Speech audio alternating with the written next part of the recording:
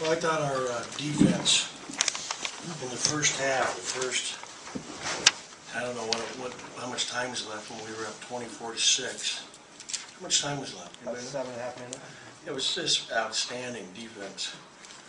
And then we started turning the ball over against their presses, and really hurt us to not have a day of preparation for this team. And that's the one thing that I really have a hard time with. You know, in every other league in the country, it's a BCS league. We're the only league that has a constant Thursday night, Saturday afternoon. It makes it much more difficult. And you could see, even though we talked about attacking the 1-3-1, and you could see early we were jumping in the air to try to throw over a guy instead of staying on the ground. One of my beliefs, fundamentally, is you don't jump in the air to pass. And that's just basic fundamentals, and that really hurt us a number of times today. I mean, they took 30 more shots than we did, 31.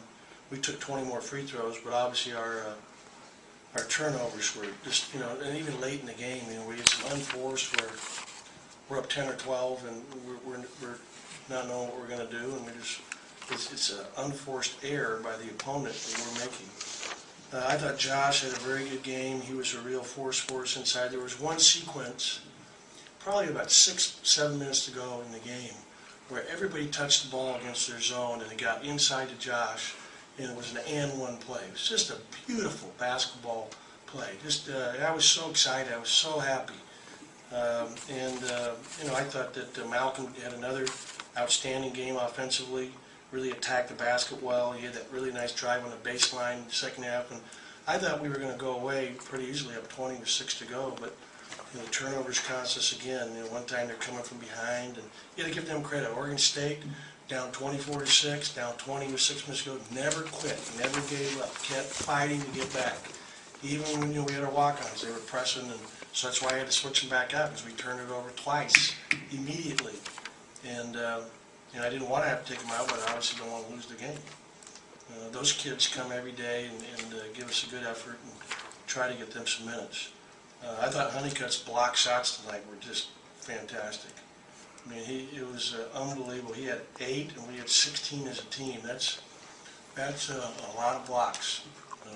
He was really, really good coming from the weak side. Questions?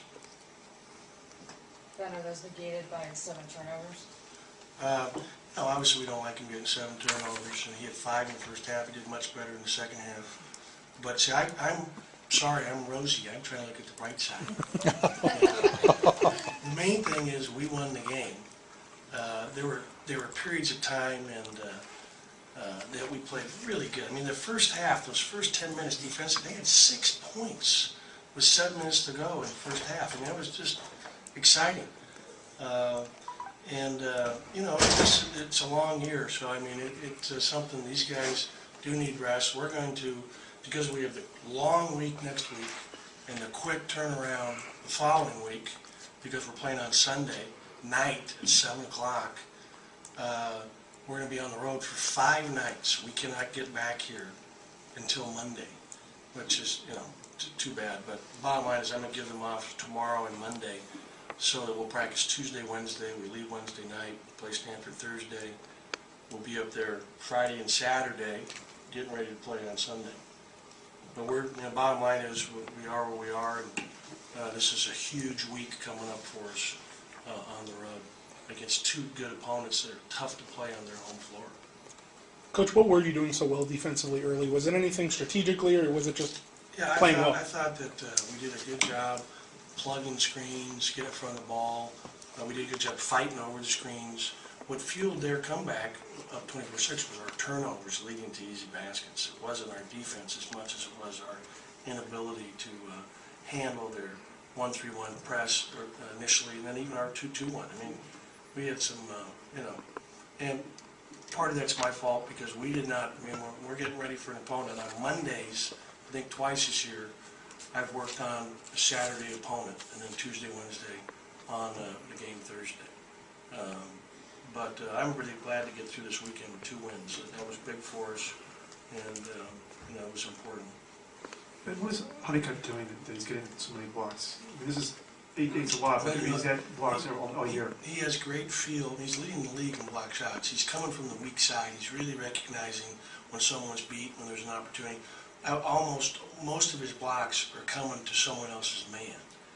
They're not where he's guarding his own guy. He gets some of those as well, but I would say of the 8 block shots a day, there's probably 7 of them from somebody else's guy that's driving. And the way we're playing screens a little differently right now, there's more drives with more people in front. And if you come from the block and miss, then you give up offensive rebounds. You know, when you make it, you know, I would love them to get more of them to come back to us. You know, they had 24 offensive rebounds. So that's an area that we need to improve on and something that we will work on. We will be doing lockout drill on Tuesday. Because, you know, we're not going to be able to advance, you know, very far the rest of these games unless we do a better job blocking out. Ben, you guys are starting to get some votes in the top 25 poll. Do you think you guys are worthy of I'm inclusion? not even concerned about that. All I'm concerned about is the next game. Whatever people write or whatever they vote, that's on them. You know, my bottom line is we got to do everything we can to prepare for Cal and Stanford, and obviously it's all about Stanford. You know, I actually, you know, like having 2 days in between the games. I just wish we could come back and go back up. But it's good to have an extra day of preparation for that second game. But your team's lost some big leads over the course of the season, and they keep saying, well, we'll learn from this, learn from this. Is there a common thread to getting these big leads and then giving Yeah, them? I'd have to ask Ryan, but the bottom line is, I think we're 17-0 when we have a 10-point lead. So at the end of the day, with a young team, the mistakes we make, the bottom line at the end here, we're playing, you know, to try to win the game. And thus far, and I'd like to keep that streak going, we're 17-0 when we get a 10-point lead at some point during the game.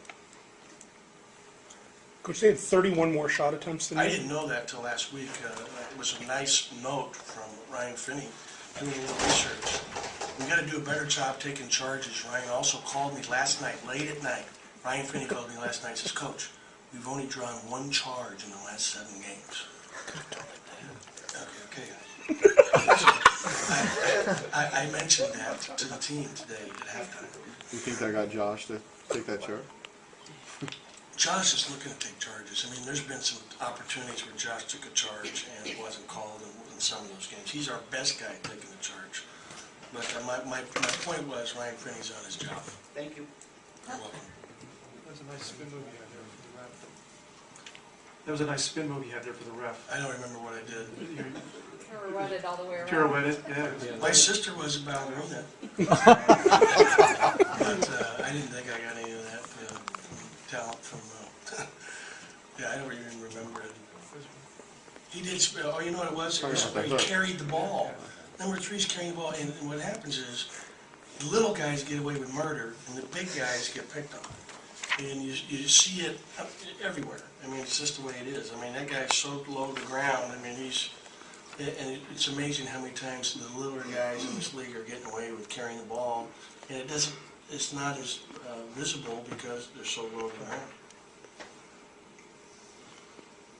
Any other questions? I'll just, one last comment. It's great to be living here in Southern California. It's February 12th.